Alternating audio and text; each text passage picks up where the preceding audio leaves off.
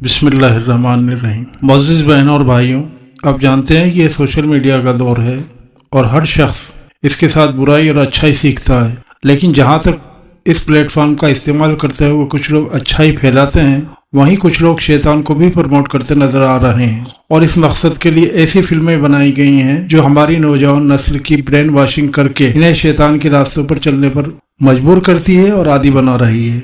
आज हम एक ऐसी मूवी के बारे में बात करेंगे जिसमें खुदा के तस्वुर को झुटलाया गया है, लेकिन वो मूवी सुपर हिट हो गई है। आखिर इस कहानी में ऐसा क्या था कि इसे दज्जाल से जोड़ा जा रहा है? इसके अलावा हाल ही में रिलीज होने वाली फिल्म बारबी की कहानी क्या है? ये किस तरह की मूवी है? किस तरह ये मूवी शैतानी एजेंटों को फैला रही है? ये जानने के लिए इस वीडियो को आखिर तक जरूर देखिए। तो मुअज़्ज़िज़ बहनों और भाइयों, मूवी देखते हुए यकीनन बहुत से लोग समझते हैं कि हम तो सिर्फ एंजॉय कर रहे हैं, मनोरंजन कर रहे हैं, टाइम पास कर रहे हैं, लेकिन एक समझदार इंसान इस बात पर गौर करता है कि इसके इर्द गिर्द क्या हो रहा है, क्या चल रहा है और दुनिया में कौन कौन से एजेंटों पर काम किया जा रहा है, और वो खुद को हर मनफी एजेंडे से बचाने की कोशिश करता है। साल 2021 में रिलीज होने वाली मूवी एजेंडल में खुदा को मनफी किरदार के तौर पर दिखाया गया है। फिल्म शुरू होती है मस्जिद अक्सा की तबाही और जमीन से हैकल सुलेमानी के ज़हूर के मनाजिर के साथ।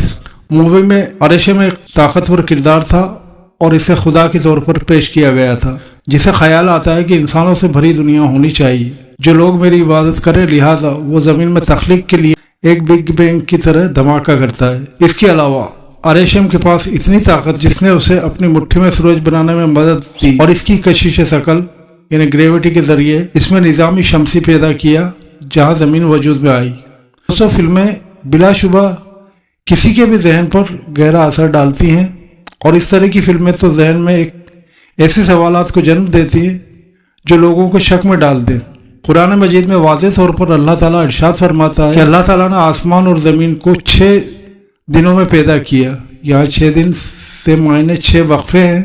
ये कोई इत्तिफाक नहीं था, बल्कि अल्लाह ताला की बेहतरीन कारसाजी थी। इंसान गौर करे तो समझ जाए कि इतनी मुनज़्ज़म कायनात का इत्तिफाकन वजूद में आना मुमकिन नहीं है। खैर, आगे जाकर फिल्म अरेशम जिसे खुदा दिखाया गया, उसने पौधों से सेलेस्टियल मखलूक पैदा की। इन सेलेस्टियल को खुदाओं के तौर पर दिखाया गया, यानी इस फिल्म में मुताद्दिद खुदाओं को दिखाया गया।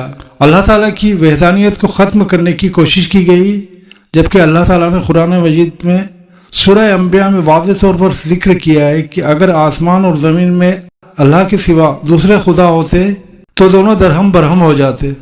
लिहाजा अर्श का मालिक अल्लाह ताला इन बातों से बिल्कुल पाक है जो ये लोग बयान करते हैं। मुअज़्ज़िज़ बहनों और भाइयों, हॉलीवुड ने अरेशम को एक जालिम खुदा के तौर पर दिखाया जिसके जरिए लोगों का ब्रेन वॉश किया जा रहा है। अरेशम ज़मीन पर ऐसी मखलूक़ात रखना चाहता था जो इसकी इबादत करे।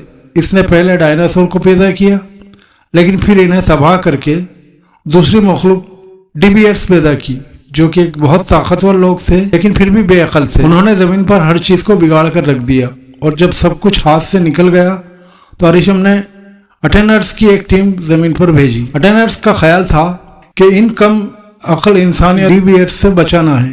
ये मंजर देखने वालों को दिखाते हैं कि खुदा जालिम हो सकता है और इंसान की परवाह नहीं करता। यकीनन अल्लाह ताला इंतहाई मोहब्बत करने वाला और इंसाफ करने वाला है। दोस्तों, मूवी के एंड से पता चलता है कि इंसानियत दांव पर लगी हुई थी, लेकिन अरेशम को इनकी परवाह नहीं थी। आखिरकार सेलेस्टियल इंसानों को बचाने और अरेशम को तबाह करने में कामयाब हो गए।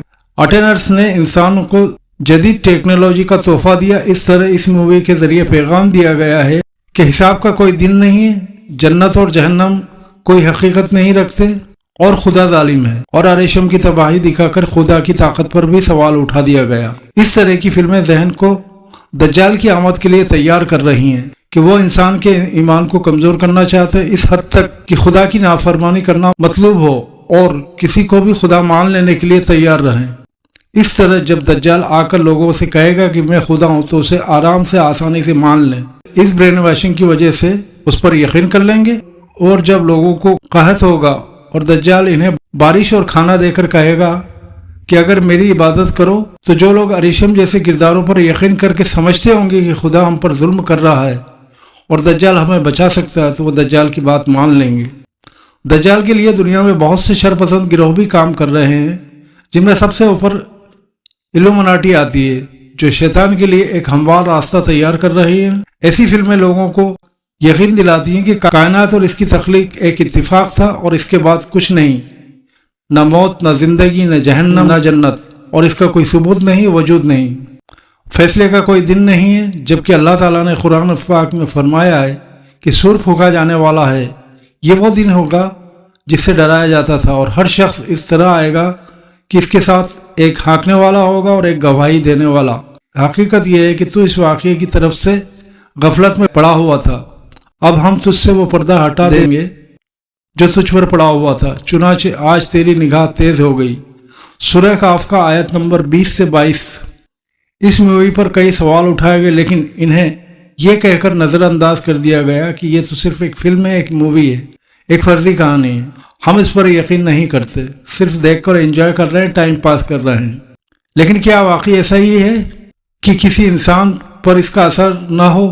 دوستو، یہ حقیقت ہے کہ انسان جو چیز دیکھتا ہے اس کا اس کی شخصیت پر لازمی اثر ہوتا ہے۔ ایک سائنسی تحقیق بھی ہے کہ آج آپ جو چیز دیکھیں گے، جس کے ساتھ زیادہ وقت گزاریں گے، جس ماحول میں رہیں گے، 5 سال بعد آپ کی شخصیت بھی بالکل ویسی ہی ہوگی۔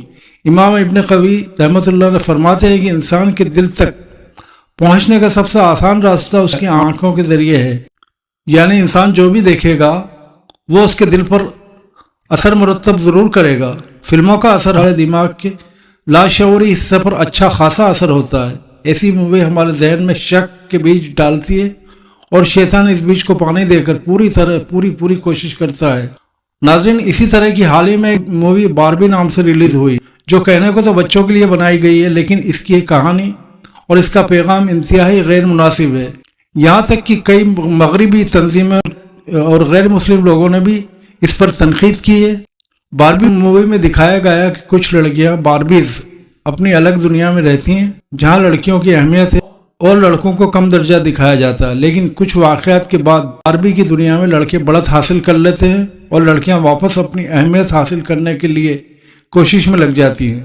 مووی میں ایسا سماج دکھایا گیا ہے جس میں مرد اور عورتیں ایک دوسرے سے برتری کی جنگ ہی کرتے رہتے ہیں اور اس کے لیے دوسروں کو نیچا دکھانے کی کوشش کرتے ہیں، جبکہ اللہ تعالیٰ نے اسلام کے ذریعے مرد اور عورت کو برابر کے حق دیے ہیں، لیکن مرد کو عورتوں پر ایک درجہ فضیلت دی ہے کیونکہ وہ عورتوں کے نگہبان ہیں اور ان کی حفاظت کرتے ہیں۔ اسی طرح مردوں کو گواہ بنایا اور ان عورتوں کی حفاظت کی ذمہ داری دی گئی۔ یہی وہ سماج ہے جس کے ذریعے انسان بہترین زندگی گزار سکتے ہیں، لیکن اس مووی میں بچیوں کو یہ تعلیم دی جا رہی ہے کہ تم مردوں سے افضل ہو اور تم ہی حاکم ہو، لہذا تمہیں کسی بھی کام کے لیے مرد سے اجازت لینے کی ضرورت نہیں ہے۔ اس کے علاوہ باربی مووی میں ہم جنس پرست کو بھی پروموٹ کیا گیا ہے۔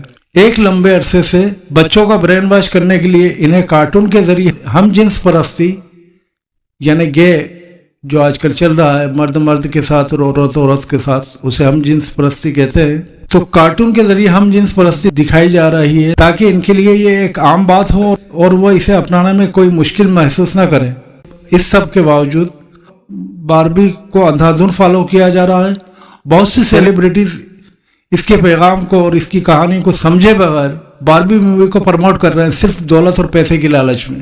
لہذا آج سخت ضرورت ہے کہ ہم سمجھداری کا ثبوت دیں، ٹریڈ کو فالو کرنے کی بجائے سوچیں کہ ہم کس چیز کو پروموٹ کر رہے ہیں اور اس کا ہمارے معاشرے پر، ہمارے سماج پر اور ہمارے خاندانوں پر کیا اثر ہوگا۔ اگر ہم سب اب بھی نہ سمجھے تو ہمارے چھوٹے بچے اس طرح کی موویز اور کارٹون دیکھ کر اسلام سے بہت دور چلے جائیں گے، بھی ایجنڈے کا شکار بن کر اپنا ہی نقصان کریں گے۔ یاد رکھیں کہ گندگی اب یورپ تک محدود نہیں رہی بلکہ انڈو پاک میں بھی آ چکی ہے۔ اللہ تعالیٰ تمام عالم اسلام کو ایسے فتنوں سے محفوظ رکھے۔